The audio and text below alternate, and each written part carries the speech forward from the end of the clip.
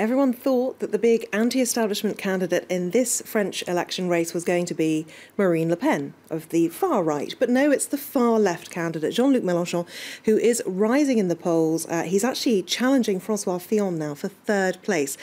Some of the polls putting him ahead. Now, yesterday, 70,000 people turned out in Marseille to listen to him speak. L'Humanité has it on the front page with the headline, "The Ode to Peace." Now, he was very fortunate with the weather. It created a really stunning backdrop for him. And it did rather make François Fillon's 20,000 people inside a conference hall in South Paris look pretty dingy and old-fashioned by comparison.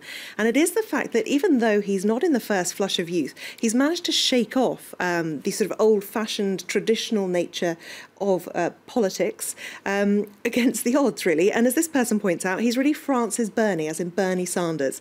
And she says he is the only one right now who's rising in the polls. If you take a look at these figures, down 2 points for Marine Le Pen and Emmanuel Macron, but Jean-Luc Mélenchon up by 6 points. And in this poll, he is ahead of François Fillon, miles ahead, of course, of Benoît Hamon, the official candidate of... Nobody saw that coming at all, did they? No, absolutely not. Now, one of the things that he's been quite good at doing, obviously, is attracting the youth with certain ploys, like using holograms at rallies. But La France Soumise, rebellious France, is something that does tend to appeal to younger voters. And he's really capitalising on that. They've created a game called Fiscal Combat. It's like an old school video game. And it allows you, bizarrely, I think it's being used so much, it's now not working. But I can show you what it looks like because there is a video online, thankfully. And it allows you to literally shake down the bad guys. So that's as Mélenchon, he sees it. just That is Jean-Luc there he is in the Mélenchon. middle, okay. And he basically grabs financiers, politicians, and shakes the money out of them. And the bad guys include people like the IMF chief Christine Lagarde, his presidential rivals Emmanuel Macron, François Fillon, and the former president Nicolas Sarkozy. You have to work your way up to the more important characters. It's quite good fun. It's been created by his supporters, very much endorsed by him.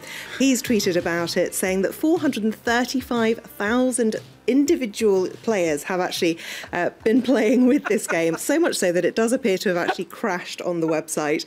This Twitter user thinks it's wonderful. It's literally the best thing that's ever happened in the whole history of political campaigning. I've never seen anything like it. It's great, isn't it? One question that some people are asking is, what on earth does this phrase mean? Because this comes up a lot in the game. Can't stension the Mélenchon, which doesn't make any sense because stenchon isn't a word that exists in English.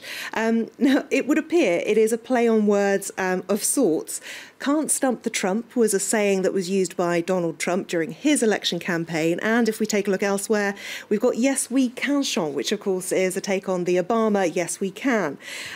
So a little bit odd and some people wondering why, but it does seem to have caught on. The hashtag is being used very widely.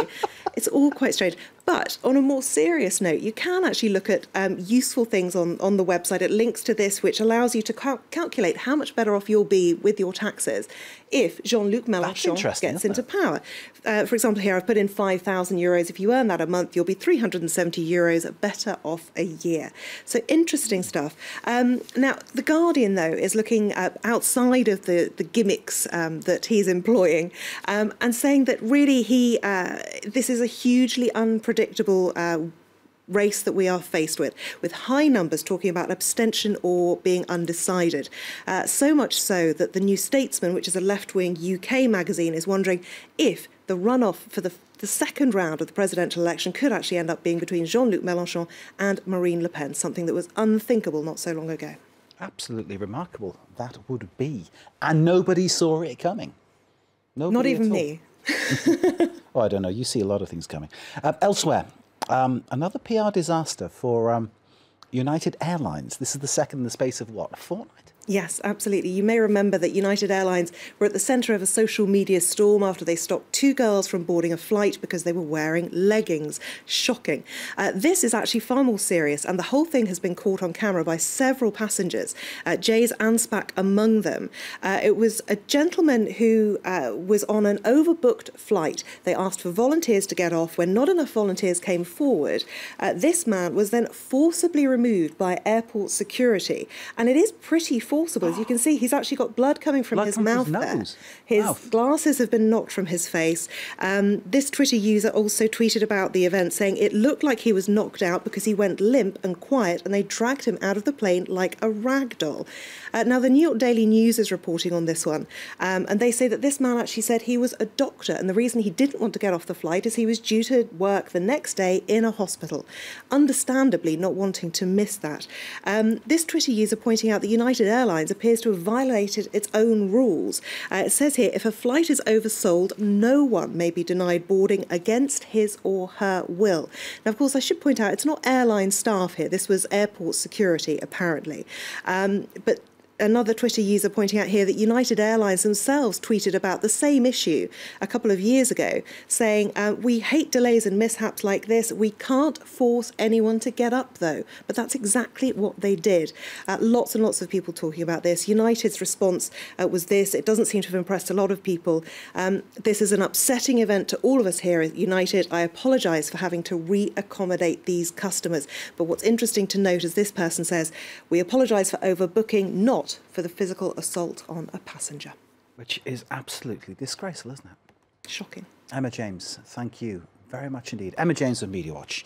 And thanks to Brian Quinn with the business, dreaming of getting on that train between the UK and China. We'll work on that one for you, sir. Thank you very much indeed. Great to see you.